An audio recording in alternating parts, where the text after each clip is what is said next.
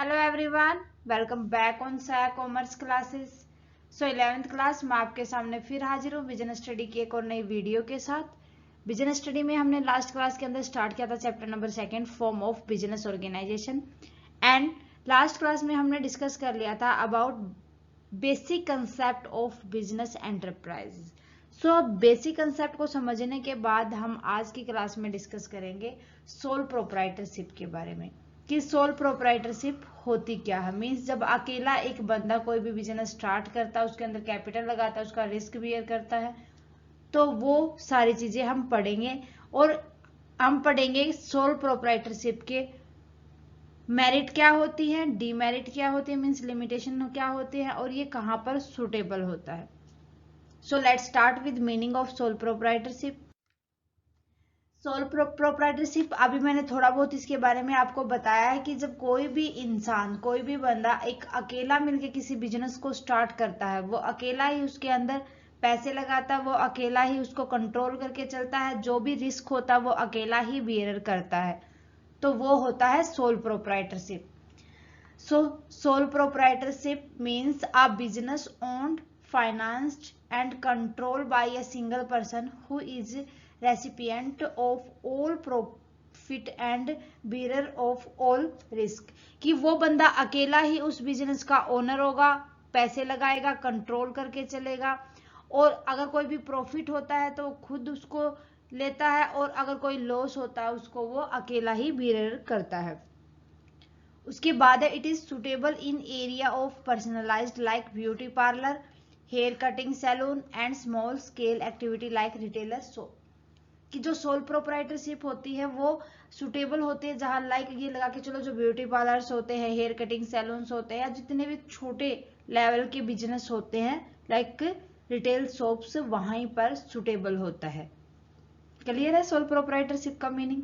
आगे उसके बाद हम बात करें फीचर्स की, सोल प्रोप्राइटर की फीचर क्या होती है। सबसे पहले हमें पढ़ा था कि जो ओनर होता है वो एक सिंगल पर्सन होता है। मीन्स ओनरशिप किसकी होती है? सिंगल ओनरशिप होती है। So it is wholly owned by one individual.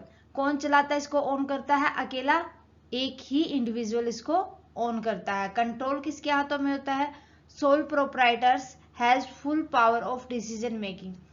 कि जो एक अकेला बंदा होता है जिसने बिजनेस को स्टार्ट किया है, सारे के सारे डिसीजन लेने की पावर उस अकेले के पास होती है। No separate legal entity. यहाँ पर बिजनेस और बिजनेसमैन दोनों अलग नहीं होते, एक ही बंदा होता है। Legally there is no difference between business and businessman.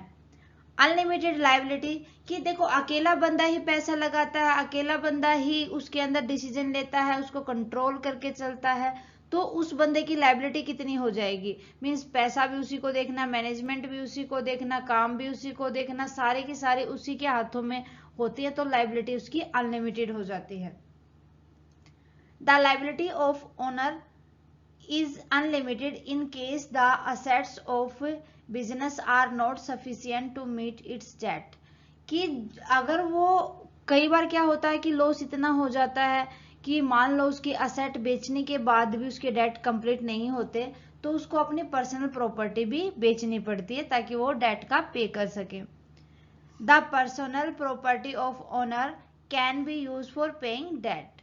तो क्योंकि वही तो बिहेवियर करता है सारी चीजों को, लॉस को भी तो वही बिहेवियर करेगा, है ना। No legal formalities. भाई यहाँ पर जब हम बिजनेस स्टार्ट करते हैं, सोल प्रोप्राइटरशिप को स्टार्ट करते हैं, तो उसके लिए कोई भी ज्यादा लीगल फॉर्मेलिटीज करने की नीड नहीं होती। Not required to start, manage and dissolve such business organisation. तो इन ऐसे बिजनेस ऑर्गेनाइजेशन के लिए कोई भी लीगल, मतलब कोई भी ये लगा के चलो कि हमें मैनेज कैसे करना, डिजोल्व कब करना, तो ये सारी की सारी फॉर्मेलिटी यहाँ पर पहले करने की नीड नहीं होती। जो अकेला बंदा चलाता है उस बिजनेस को, वो अपने आप ही अपने सिचुएशन के अकॉर्डिंग ही वो मैनेज करके चलता है, किसी बिजनेस को स्टार्ट करता है, और कब उसको बंद करना है वो डिसीजन सारे वो ही लेता है। ठीक है। उसके बाद है sole risk bearer and profit recipient. भाई फायदा होगा तो उस अकेले बंदे का होगा, लॉस होगा तो उसी अकेले का ही होगा, क्योंकि दूसरा तो कोई बंदा होता नहीं सोल प्रोप्राइटरशिप में। सो जितना भी रिस्क होगा वो खुद बियर करेगा अकेला बंदा, और प्रॉफिट होगा वो खुद ही उसको रेसिपिएंट होगा उसका। He bear the complete risk and there is nobody to share profit and loss with him. भाई कोई भी बंदा उसके लॉस और प्रॉफिट को शेयर करने के लिए नहीं होता। उसके बाद आती है मेरिट। मेरिट्स की अगर बात करें तो जो सोल प्रोप्राइटरशिप है वो इजीली स्टार्ट की जा सकती है और इजीली डिसॉल्व की जा सकती है, बंद की जा सकती है। So easy to start and close, it can be easily started and close without any legal formalities. किसी भी लीगल फॉर्मेलिटी की यहाँ नीड नहीं होती। नेक्स्ट है क्विक डिसीजन मेकिंग। भाई सोल प्रोप्राइटर उसको किसी से शेयर थोड़ी ना करना है डिसीजन लेने के लिए। अगर कोई भी डिसीजन लेना होता है वो किसी को कंसल्ट थोड़ी ना करेगा, क्योंकि अकेला है ना, उसको किसी को इन्फॉर्म करने की नीड होती है। तो वो एकदम से जब उसको ठीक लगे वो डिसीजन ले सकता है। A sole trader is not required to consult or inform anybody about his decision। ना तो उसको किसी से पूछने की जरूरत होती है ना किसी को बताने की जरूरत होती है। Sense of accomplishment. अकम्प्लिशमेंट का क्या होता है? Personal satisfaction. वो खुद का अकेला ही तो है तो उसको खुद को सेटिस्फाइड करना होता है। यहाँ पर किसी दूसरे की उसको टेंशन नहीं होती। There is a sense of personal satisfaction. तो यही इसकी एक मेरिट होती है कि सेंस ऑफ अकम्प्लिशमेंट का मतलब यही होता है कि उसको खुद को सेटिस्फाई करना है कि वो किस तरीके से काम करेगा, कितना पैसा लगाएगा, कितने प्रॉफिट में वो संतुष्ट होगा। Unlimited liability. अभी हमने फीचर्स के अंदर भी पढ़ा था, कुछ फीचर्स और मेरिट एक ही हैं। सो आपको मैनेज करके चलना है, पॉइंट्स को एक जगह याद कर लोगे तो देखो मेरिट और फंक्शंस में ज्यादा फर्क नहीं है, ठीक है, दोनों एक ही हैं। थोड़ा बहुत चेंजेस है वो आप देख लेना एक दो पॉइंट का। ओके। Unlimited liability. अरे अभी तो बताया था हमने, लास्ट में पढ़ा था कि जितना कुछ भी डिसीजन लेना हो कि हमें कैसे मैनेज करना है, कैसे कोऑर्डिनेट करके चलना, प्लानिंग, सब कुछ, ऑर्गेनाइजेशन, मोटिवेशन, सब कुछ तो अकेले बंदे को ही तो हैंडल करना होता है। तो अगर कोई भी लॉस होता है बिजनेस के अंदर, अगर उस बिजनेस की असेट को बेचने के बाद भी वो फुलफिल नहीं हो पाता तो उसको अपनी पर्सनल जो उसकी प्राइवेट प्रॉपर्टी है उनको सेल आउट करके उनके डेब्ट को पे आउट करना होगा। So the liability of owner is unlimited in case the asset of business are not sufficient to meet its debt. The personal property of owner can be used for paying debt. ठीक है। Next आ जाता है no legal formalities. भाई किसी भी legal formality की नहीं जरूरत होती यहाँ पर, अगर बिजनेस को स्टार्ट करना या मैनेज करना या बंद करना है। कोई भी सिचुएशन हो, कोई फॉर्मेलिटी की नीड नहीं होगी। जो ओनर होगा उसी के हाथ में सारी की सारी पावर होती है इन सब की, कि वो कब किसी बिजनेस को स्टार्ट करेगा, कब कैसे वो मैनेज करेगा, कब उस बिजनेस को बंद करेगा। ओके। फिर एक नेक्स्ट मेरिट है इसकी sole risk bearer and profit recipient. अभी हमने फीचर्स के अंदर भी पढ़ा था, अकेला बंदा ही तो प्रॉफिट को लेता है और अकेला बंदा ही कोई रिस्क होता है या लॉस होता है उसको बियर अप करता है, उसको हैंडल करता है, पे आउट करता है। ही bears the complete risk and there is nobody to share profit and loss with him। उसके साथ कोई बंदा नहीं होता जो उसके प्रॉफिट को बांटे या उसके लॉस में साझा करे। नेक्स्ट देखो, अब बात आती है लिमिटेशन की। जहां कोई फायदे होते हैं, मेरिट हमने पढ़ ली किसके फायदे क्या क्या होते हैं, इसके अंदर अच्छाई क्या क्या होती है। भाई जहां अच्छाई होती है वहां थोड़ी बहुत तो बुराई तो होगी, तो जहां पर फायदे होते हैं वहां कमियां भी कुछ ना कुछ होती ही हैं। फर्स्ट लिमिटेशन देखो, limited financial resources.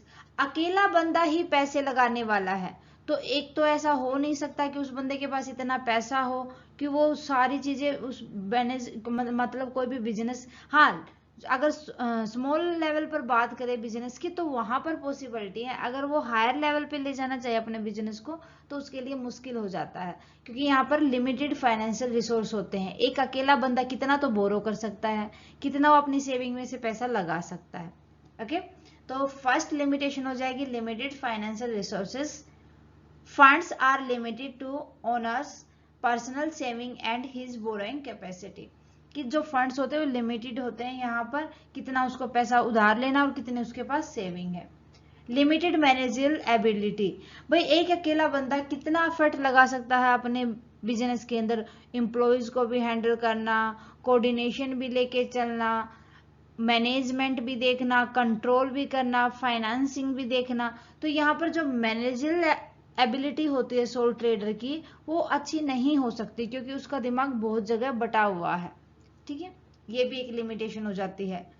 Soul trader can not be good in all aspect of business and he can not afford to employ expert also. Expert भी नहीं बन सकता। किन किन चीजों में एक्सपर्ट बने वो?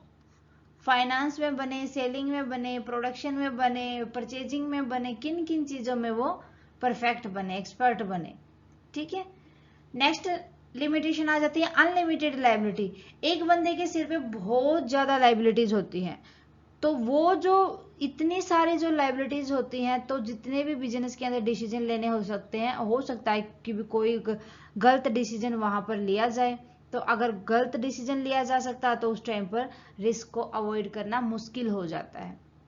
ठीक है, of course sole trader compel him to avoid risky and bold business decision, कि इसीलिए चाहते हैं कि जो देखो कमियां तो बता देना, अनलिमिटेड लाइबिलिटी, इतनी सारी लाइबिलिटीज होंगी एक अकेले बंदे के सिर पे, तो कहीं ना कहीं कोई ना कोई गड़बड़ होने के चांस तो होते ही हैं।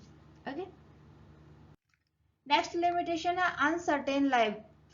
भाई अकेला बिजनेस को चलाता है, किसी भी पर्सन का हो सकता है कब उसकी डेथ हो जाए, एक्सीडेंट हो जाए उसके साथ, या वो इंसॉल्वेंस हो जाए, इलिंगनेस, तो इन चीजों का पता नहीं चलता। तो यहाँ पर जो बिजनेस है अकेला, जो सोल प्रोपराइटरशिप है, वो उस अकेले बंदे के साथ चलती है। अगर उसको कुछ हो जाता है तो उस टाइम पर वो बिजनेस डिजोल्यूशन के कगार पर आ जाता है। तो इसलिए कहा जाता है कि जो सोल प्रोपराइटरशिप होती है वो असर्टेन लाइबिलिटी होती है, वो अनिश्चित लाइफ होती है उसकी।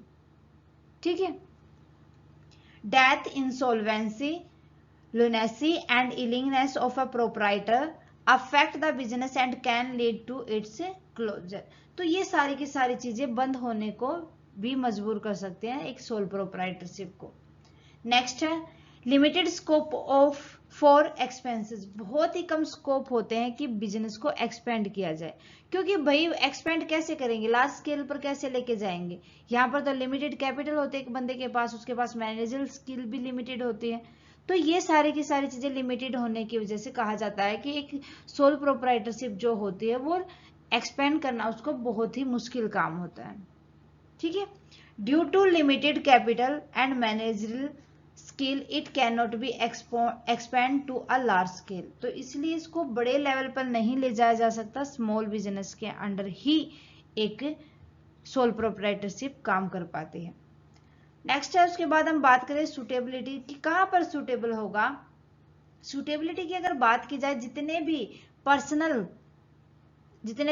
बिजनेस होते हैं, छोटे मोटे जो बिजनेस होते हैं like tailoring, beauty parlour, retail shop, ये सारे के सारे, या स्टिचिंग, ये सारे के सारे बिजनेस के अंदर ही एक सोल प्रोप्राइटर सुटेबल होता है, अदरवाइज इससे आगे नहीं। Where the personal attention to customer is required as in a tailoring, beauty parlour, so sole proprietorship is suitable for this business. Where goods are unstandardized like artistic jewellery, जो artificial jewellery होती है ना वो अनस्टैंडर्डाइज होती है, तो वहां पर भी रिस्क लिया जा सकता है। गोल्ड के अंदर तो रिस्क नहीं ले सकते, सिल्वर में, प्लेटिनम के अंदर तो रिस्क नहीं ले सकते, क्योंकि वो हाई लेवल पर चला जाता है फिर। नेक्स्ट है, where modest capital and limited managerial skill are required as in case of retailer store. जितने भी रिटेलर स्टोर होते हैं वहां पर जो कैपिटल होती है वो मोडेस्ट होती है, और जो मैनेजरियल स्किल होती है वो लिमिटेड होती है, तो वहां पर भी सोल प्रोप्राइटरशिप स्टेबल होती है। Business where risk is not extensive like that, lesser fluctuation in price और demand like that stationery shop. जितने भी स्टेशनरी शॉप होते हैं वहां पर रिस्क ज्यादा नहीं होता, क्योंकि जो बुक्स वगैरह होते हैं, जो नोटबुक होते हैं वो लॉन्ग टाइम तक चल सकते हैं, तो उनके प्राइस में फ्लक्चुएशन होना इतना भी नहीं। देखो नोटबुक का प्राइस वगैरह अगर आप देखोगे तो 1-2 रुपया ही बढ़ता है, एकदम से 10 रुपये या 15 रुपये नहीं बढ़ते। ठीक है, तो उन कंडीशन में भी एक सोल प्रोप्राइटरशिप स्टेबल होती है। सो मेरे ख्याल से सोल प्रोप्राइटरशिप का कंसेप्ट आपको अच्छे से क्लियर हो गया होगा। स्टूडेंट्स अच्छे से पढ़ो, मीनिंग के साथ पढ़ो, तो थोड़ा सा समझो, अपने आप से भी कुछ बनाने की कोशिश करो, तो अपने आप ही चीजें निकल के आती हैं अंदर से। ओके, सो आज के लिए स्टूडेंट बस इतना ही, मिलते हैं नेक्स्ट क्लास में विद जॉइंट हिंदू फैमिली। आज की क्लास कैसी लगी स्टूडेंट्स, मुझे कमेंट करके बताएं। क्लास अच्छी लगे तो प्लीज लाइक और अदर स्टूडेंट के साथ ज़्यादा से ज़्यादा शेयर करें। चैनल पर नए हैं तो फटाफट से साया कॉमर्स क्लासेस को सब्सक्राइब कर लें और बेल आइकन को दबा लें ताकि आने वाली क्लास की नोटिफिकेशन आपको मिल सके। Thank you very much student, bye bye and take care.